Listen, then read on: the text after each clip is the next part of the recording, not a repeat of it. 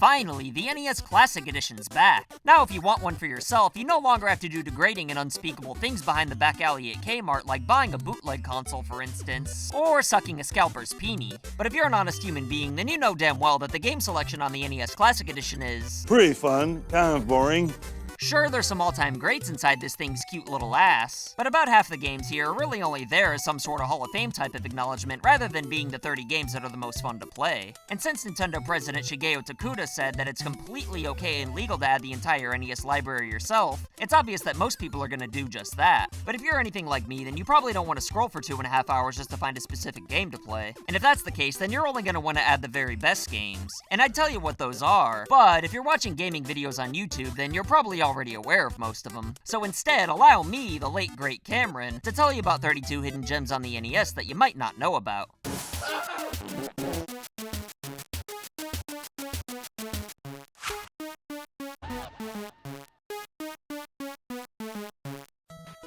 Number 1. Little Samson. This game was made by a group of rogue developers who left Capcom, Taito, and Grindr to start their own gaming company called Takeru. Little Samson's a game that plays a lot like Mega Man, but with 4 different characters that you can switch between at any time who all have their own unique abilities. So I guess you could say it's a combination between Mega Man and Castlevania 3. With the exception of Mario 3, Little Samson's probably the best 2D platformer on the NES. And that's saying a lot, seeing as how that's what the console's best known for. And this should have already been included in the lineup. Much like the tiny NES, this game's expensive as hell in the aftermarket, mainly because nobody knew what it was when it first came out.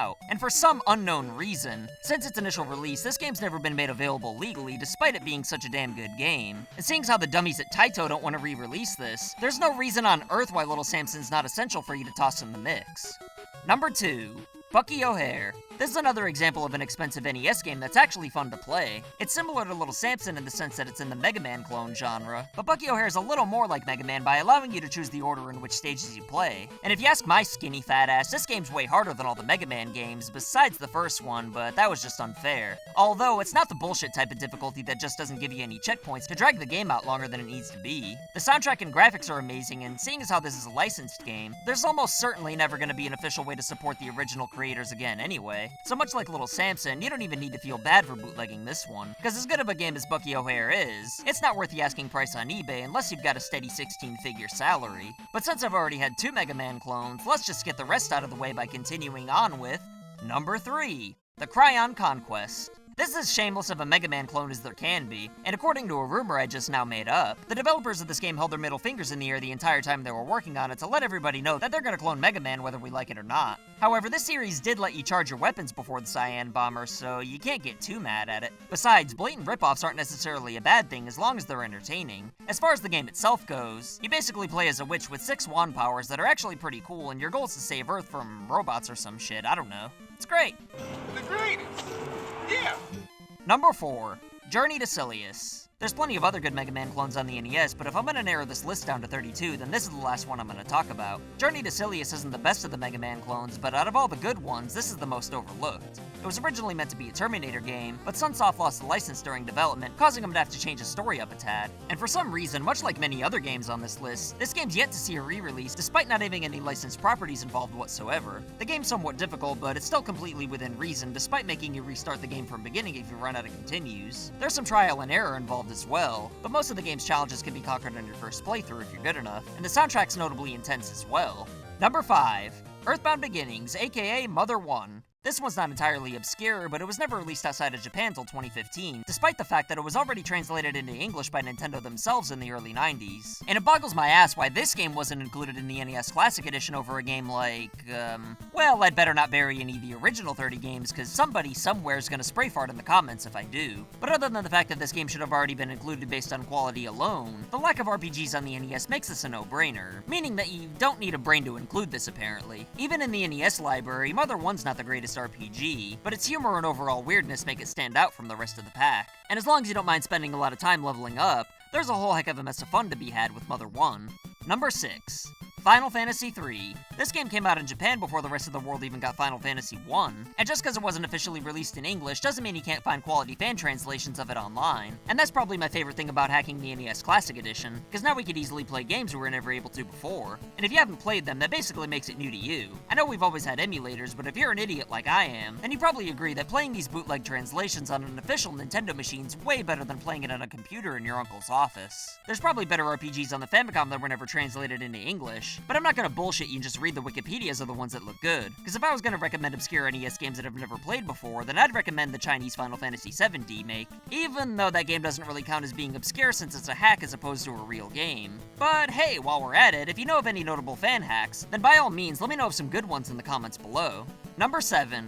Splatterhouse. You might already be aware of this still somewhat obscure franchise, but the least known game in the series was actually released exclusively for the Famicom that was a bit more on the cute side, and to make this game even more of a black sheep to the franchise, it was actually a platformer as opposed to a beat-em-up. And let me tell you, this game's harder than a boner's erection, but like some of the other games on this list, this game will add some more variety to your library as there aren't really enough horror-themed games on the NES. But speaking of horror-themed games, number 8. Kid Dracula. This Castlevania spin-off is probably one of the best Famicom games that never left Japan. Much like Splatterhouse, it's cute and toned down compared to the rest of the games in its franchise. As the game's title suggests, you play as Dracula's son, who's the self-proclaimed king of all demons, and then this douchebag named Galamoth challenges you to a duel, and the goal of this platformer is to ultimately lay it to smack it down on its candy asshole. I really don't know why this game never got an international release, especially since it didn't even need much translating. We did get the sequel on the Game Boy in '93, but the Super Nintendo was everybody's main focus at the time, so I guess the Game Boy version was good enough for Konami, but now that you have a chance to, you really should make it a point to play the original. Number 9. Sweet Home.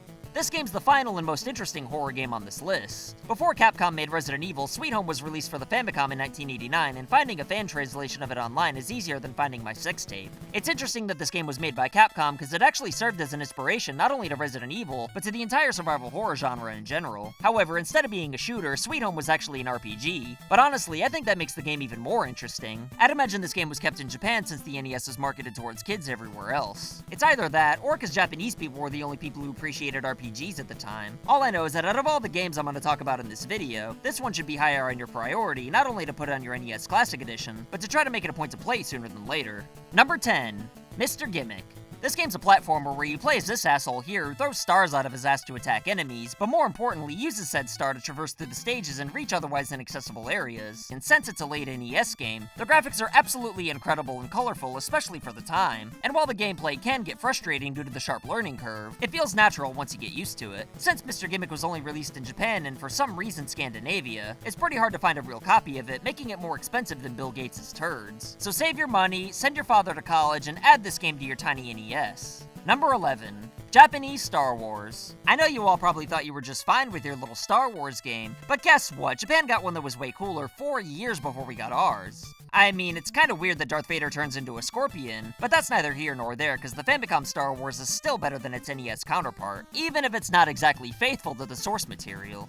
Number 12. New Ghostbusters 2. Another superior licensed game that didn't come out in North America due to legal bullshit. New Ghostbusters 2 is pretty much a redo of the Ghostbusters 2 that came out in North America earlier in the year. This version was made by HAL Laboratory of all people, and it's a simplistic but fun action shooter that probably wouldn't be as notable if it wasn't a Ghostbusters game. But if for no other reason than to just wash the taste out of your ass from the North American Ghostbusters 2, you should really think about adding this game to your undersized NES. And if you're from Europe and don't think of this game as obscure, then frig you for thinking you're cool for getting this one good game that we didn't get here in the States. Numbers 13, 14, and 15. The Adventures of Lolo 1, 2, and 3. I played the shit out of the first two games when they came out on the Wii's Virtual Console, but whenever I tried to show it to people, aka Shane, they just laughed at me and didn't understand what it was. But what it was a goddamn impressive 8-bit puzzle game. The sequels are pretty much the exact same thing as the original, which is kinda weird, but they're all fantastic, so it doesn't matter. If you like puzzle games, then definitely add these games to the lineup. Number 16. Teenage Mutant Ninja Turtles 3: The Manhattan Project. I know some of you are thinking this game's not obscure, but even though this game's fantastic, it's often dismissed for the superior Turtles in Time on the Super Nintendo almost as much as my attempted advances to make sex with my wife. Yes, Turtles in Time is better, but if you like beat-em-ups and don't go out of your way to include this in your hacked baby NES, then you, sir or madam, are a dick. Number 17. Teenage Mutant Ninja Turtles Tournament Fighters. Much like the Manhattan Project, this game's often overlooked for its superior SNES counterpart. And while neither version of Tournament Fighters is necessarily groundbreaking, both are pretty underrated if you ask my dad. And since the NES lacks games from the fighting genre, Tournament Fighters is perfect for adding variety to your stash, seeing as how it's the best fighting game on Nintendo's system of entertainment. At least the best that I'm aware of. If I'm wrong, then light my ass up in the comments and tell me what's better. Number 18. Gradius 2.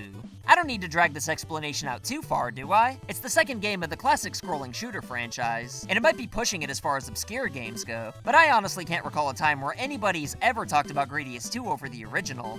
The premise is exactly what you'd think. You scroll, shoot, shit your pants for multitasking, and then die because you're not good enough to beat the game.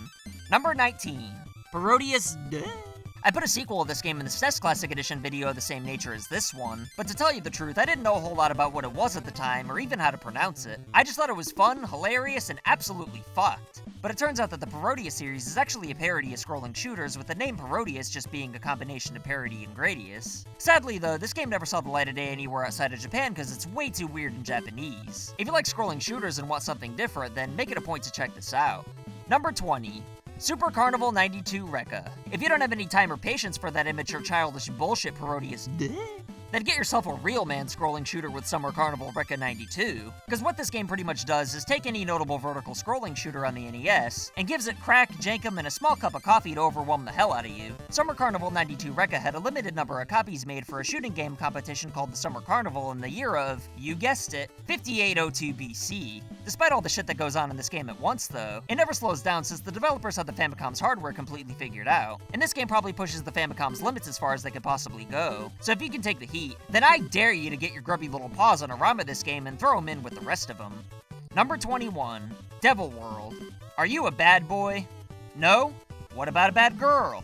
Oh. Well, still, you should play Devil World regardless. This is a rather odd maze game made by Shigeru Miyamoto and one that Nintendo was fully behind where you collect Bibles in hell. But seeing as how North America is overly sensitive to religion, especially in the 80s, the game never made its way to the States. Which pretty much makes it the missing puzzle piece to the NES's black box games. If you live in Europe and don't care about this game because you already have it though, then fuck it, add McKids or something, I don't know.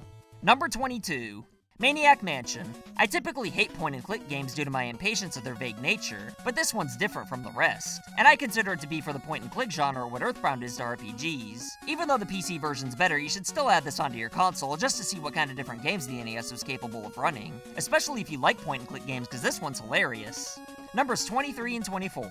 Fire Emblem and Fire Emblem Gaiden. I think it's pretty obvious why you should include these games. They're not exactly obscure, but they were never released outside of Japan. Both of these have superior remakes on future consoles, but for historical purposes and for the sake of having more variety in the types of games on your NES Mini, we should all give these a try since there's English translations all over the internet. Or you could just get the remakes, I don't give a shit. Number 25. Bonk's Adventure. Do you like Bonk's Adventure on the TurboGrafx 16? Well then you'll just love this inferior port on the NES. But seriously, even though a good portion of you probably never played Bonk's Adventure on the TurboGrafx, I'd wager that you'd still like the NES version since it's actually a pretty decent platformer starring the black sheep of the console mascots. Number 26. Jackie Chan's Action Kung Fu.